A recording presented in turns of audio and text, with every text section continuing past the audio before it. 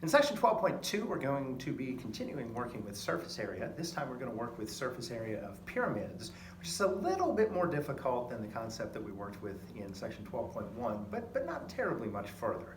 And in fact, we kind of looked at some of these ideas a little bit back in section 9.8, so hopefully it's just a slight extension beyond things we've already done. All right, so I'm asked to find the surface area of this square pyramid. Okay, remember a pyramid is named based on its base.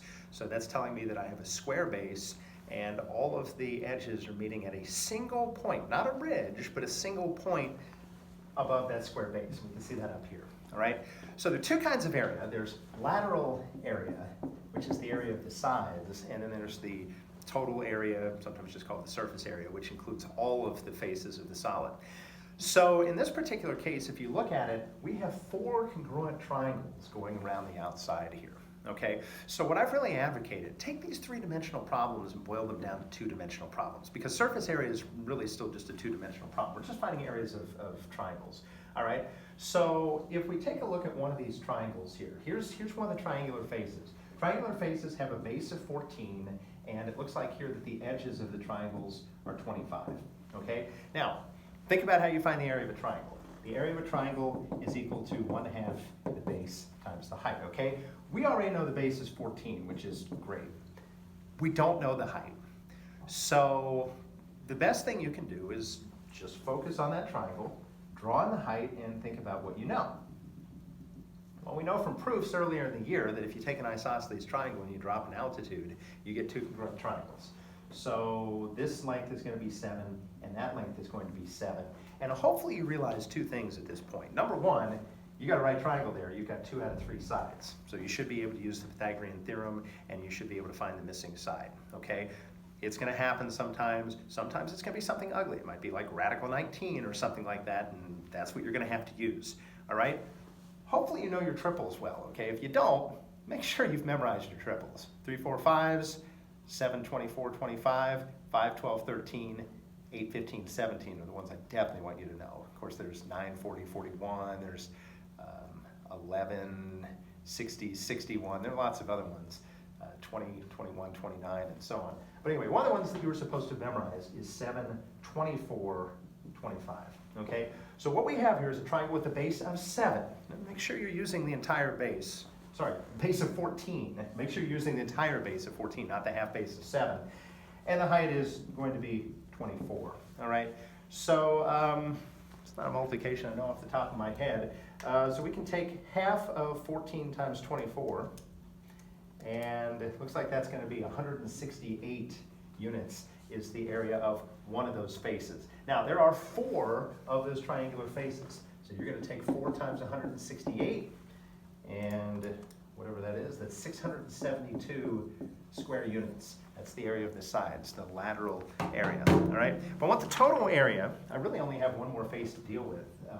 So I just need to add the base. So for the total area, the surface area, well, the base is a 14 by 14 square, okay? I believe 14 squared is 192.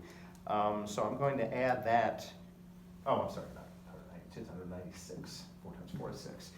It's 196, and I'm going to add that to the 672, okay? So 672 plus 196 is going to be equal to 868 square units, and that would be our total surface area for this pyramid, all right? Let's look at one more example. So they're going to give you different dimensions, and you're going to need to use right triangle relationships to try to figure these things out. So another thing they could possibly give you, they might give you, for example, the dimensions of the base and the altitude. So you can kind of draw a base, maybe something like that. I usually just draw a single point above, and I just connect all the sides in like this. All right, so again, this is supposed to be a square pyramid. It's not my best drawing ever. Maybe I'll make a slightly better one.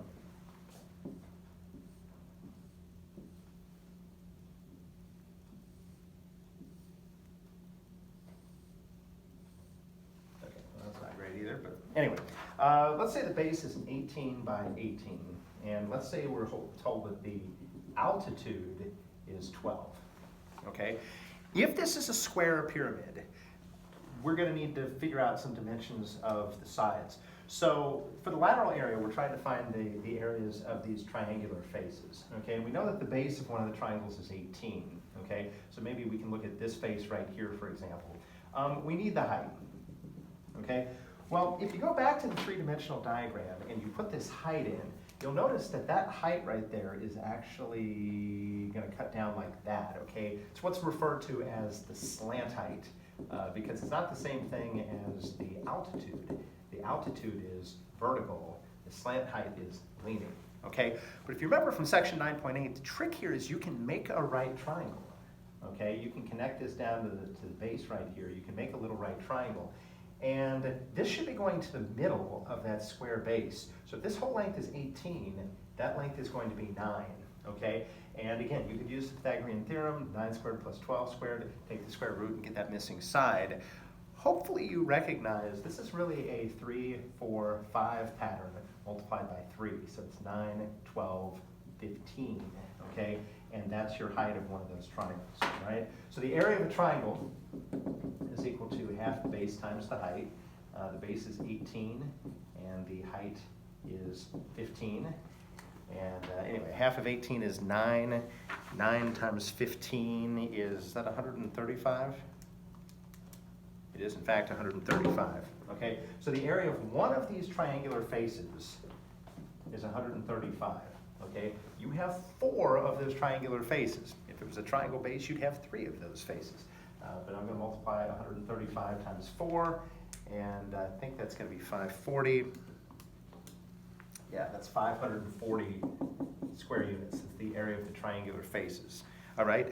Now, if I'm going to find the total surface area, I need to add the area of the square base. All right. So the square base, of course, is 18 by 18. 18 squared is 324. I'm going to add that to the 540, and that's going to give me a total. So we've got the 540 plus the 324, and that's going to give me a total area of 864 square units. Okay, so again, a lot of strategies we've already worked with before. A lot of use of right triangles. Remember also, they could give you, just to toss in one more thing here that you could possibly see, they could also give you something with a square base. They don't have to be square, but a lot of them will be square. They could give you something with a square base, and maybe they tell you that this is a 10 by 10, and maybe they tell you that this edge here is 12 or something like that, and you're trying to find a height or something like that. Keep in mind also that if they give you an edge, you can draw a diagonal down that way. That base is a 10 by 10. So if you draw that diagonal in there, this whole thing is a 45, 45, 90 triangle. So we've got sides of 10, 10, 10 radical 2. That means this half length here is going to be 5 radical 2. And then you could use the Pythagorean theorem with the 12 and the 5 radical 2 to find the altitude. Okay? And again, a lot of these problems you're not going to need the altitude. That might be more of a volume thing. But just something else to think about. You might have a right triangle that goes to an edge, or you might have a right triangle that involves the slant height. They need you to be able to use any of those versions. So hope those examples help as you start to work with section 12.2.